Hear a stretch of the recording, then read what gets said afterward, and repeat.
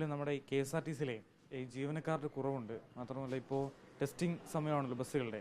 അപ്പോൾ ഈ ടെസ്റ്റിംഗ് മുടങ്ങി കിടക്കുന്ന പല ബസ്സുകളും കട്ടപ്പുറത്താണ്. കാരണം പെയിൻറ്റിംഗ് തൊഴിലാളികളില്ല, മെക്കാനിക്കൽ വിഭാഗത്തിലെ ആളില്ല, അങ്ങനെ കുറേ വിഭാഗങ്ങളിൽ ആളുകളുടെ കുറവുണ്ട്.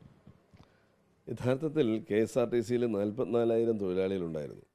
അതാണിപ്പോൾ 22,000-ൽ താഴെയായി മാറിയിട്ടുള്ളത്. ഈ ഗവൺമെൻറ് വന്നതിന് ശേഷം പുതുതായി നിയമനങ്ങൾ നടക്കുന്നില്ല. അത് എല്ലായിടത്തും എല്ലാ മേഖലയിലും KSRTCയിലെ എല്ലാ മേഖലയിലും ജീവനക്കാരുടെ കുറവുണ്ട്. ഇപ്പോൾ പെയിൻറ്റിങ് തൊഴിലാളികൾ കുറവാണ്. അപ്പോൾ പെയിൻറ്റിങ്ങിന് ആൾ കുറവ് വരുമ്പോൾ അവരെന്ത് ചെയ്യുമെന്ന് പറഞ്ഞാൽ കുറേ മെക്കാനിക്കൽ വിട്ട് പെയിൻറ്റ് ചെയ്യാൻ പറയും, മറ്റേതെങ്കിലും ജോലി ചെയ്യുന്ന ആൾക്കാരെ വിട്ട് പെയിൻറ്റ് ചെയ്യാൻ പറയും.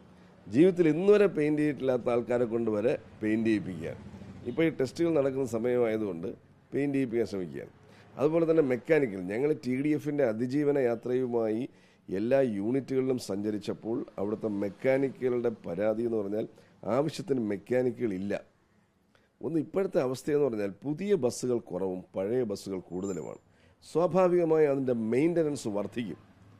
ഇപ്പോൾ ഈ 15 വർഷം കഴിഞ്ഞ ബസ്സുകൾ തന്നെയാണ് ഏറ്റവും കൂടുതലുള്ളത്.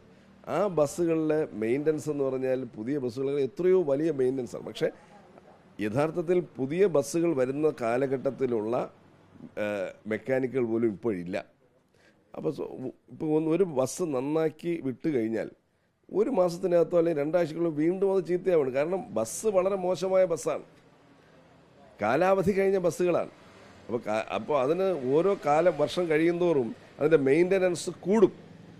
മെയിൻ്റനൻസ് കൂടുമ്പോൾ ഒന്നുകിൽ പുതിയ ബസ് വാങ്ങണം, അല്ലെങ്കിൽ നിലവിലുള്ള ബസ്സുകളെ മെയിൻ്റനൻസ് എടുത്തണമെങ്കിൽ കൂടുതൽ മെന്നിൻ ആവശ്യമാണ്, കൂടുതൽ മെക്കാനിക്കൽ ആവശ്യമാണ്. ഇപ്പോൾ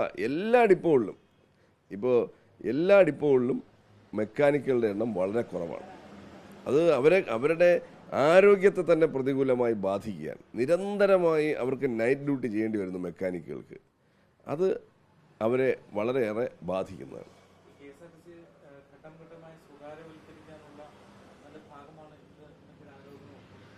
അല്ല, അത് സ്വകാര്യവൽക്കരിക്കാൻ യഥാർത്ഥത്തിൽ ഗവൺമെൻറ് തീരുമാനിച്ചു കഴിഞ്ഞു.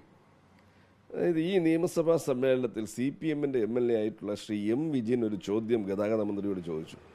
ആ ചോദ്യത്തിന് ഗതാഗത വകുപ്പ് മന്ത്രി നൽകിയ ചോദ്യം ഇതായിരുന്നു: KSRTCയിലെ റൂട്ടുകൾ സ്വകാര്യവൽക്കരിക്കാൻ തീരുമാനിച്ചിട്ടുണ്ടോ? മന്ത്രിയുടെ മറുപടി തീരുമാനിച്ചിട്ടുണ്ട്. രണ്ടാമത്തെ ചോദ്യം, എത്ര റൂട്ടുകളാണ് സ്വകാര്യവൽക്കരിക്കാൻ തീരുമാനിച്ചിട്ടുള്ളത്? ദക്ഷിണ മേഖലയിൽ മാത്രം 503 റൂട്ടുകൾ സ്വകാര്യവൽക്കരിക്കാൻ തീരുമാനിച്ചു. മറ്റ് ജില്ലകളിലെ സ്വകാര്യവൽക്കരണത്തിൻ്റെ സ്കീം തയ്യാറാകുന്ന മുറയ്ക്ക് വിജ്ഞാപനം വഴി അറിയിക്കാമെന്നാണ് മറുപടി. സ്വാഭാവികമായി അതുപോലെ തന്നെ ശ്രീ ആര്യാടൻ മുഹമ്മദിൻ്റെ കാലത്ത് 240 സൂപ്പർ ക്ലാസ് റൂട്ടുകൾ, KSRTCക്ക് ഏറ്റവും കൂടുതൽ വരുമാനമുണ്ടാക്കുന്ന 204 സൂപ്പർ ക്ലാസ് റൂട്ടുകൾ സുദീർഘമായ നിയമ പോരാട്ടത്തിലൂടെ നേടിയെടുത്തതാണ്. അവിടെയെല്ലാം ഇപ്പോൾ അവർ സ്വകാര്യ ബസ് ഉടമകൾ ഈ ഗവൺമെൻറ് വന്നതിന് കോടതിയിൽ കേസിന് പോയി. ആ കേസിന് യഥാസമയം ഗവൺമെൻറ് ഹാജരാക്കേണ്ട രേഖകളോ വാദഗതികളോ മുന്നോട്ട് വയ്ക്കാത്തതിൻ്റെ അടിസ്ഥാനത്തിൽ സ്വകാര്യ ബസ് ഉടമകൾക്ക് അനുകൂലമായി വിധി ഉണ്ടാവുകയാണ് ചെയ്തിട്ടുള്ളത്. മന്ത്രി വന്നപ്പോൾ തന്നെ പറഞ്ഞു, സ്വകാര്യ ബസ്സുകളുമായി മത്സരത്തിന് നിൽക്കേണ്ടതില്ല, അവരെ പുറകെ ഓടേണ്ടതില്ല എന്ന് മന്ത്രി തന്നെ പറഞ്ഞിരിക്കുകയാണ്.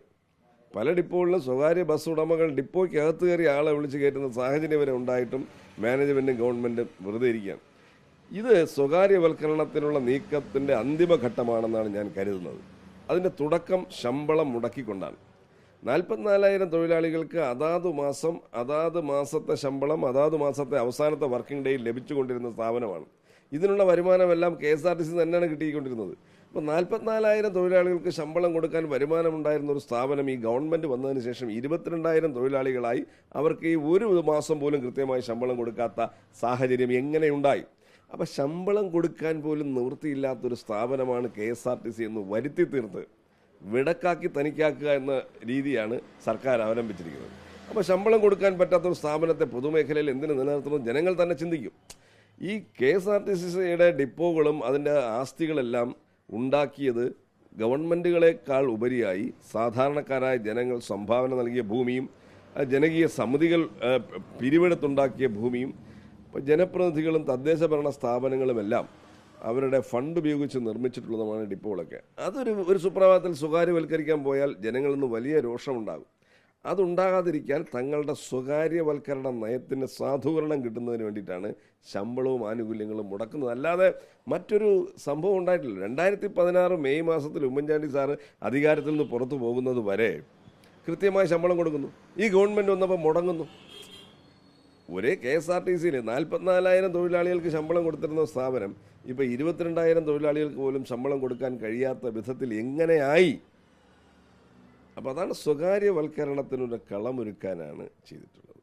ലാഭകരമായി പ്രവർത്തിക്കുന്നത് ഇപ്പോൾ ലോജിസ്റ്റിക്സ്, ഈ ഇതിലുള്ള കൊറിയർ സർവീസുകൾ ലാഭകരമായിട്ട് പോകുന്നതാണ്. അതും സ്വകാര്യവൽക്കരിക്കുക. ഇപ്പോൾ ATM മെഷീനുകൾ വാങ്ങിയത് ഇപ്പോൾ പുതിയ ചലോ ആപ്പ് പ്രാവർത്തികമാക്കുന്നു. അതെല്ലാം സ്വകാര്യ വ്യക്തി കമ്പനികൾക്ക് പണമുണ്ടാക്കാനുള്ള അവസരം ഒരുക്കി കൊടുക്കുകയാണ്. അപ്പം അങ്ങനെ സ്വകാര്യവൽക്കരണത്തിനുള്ള കളം ഒരുങ്ങി കഴിഞ്ഞിരിക്കുകയാണ് KSRTC.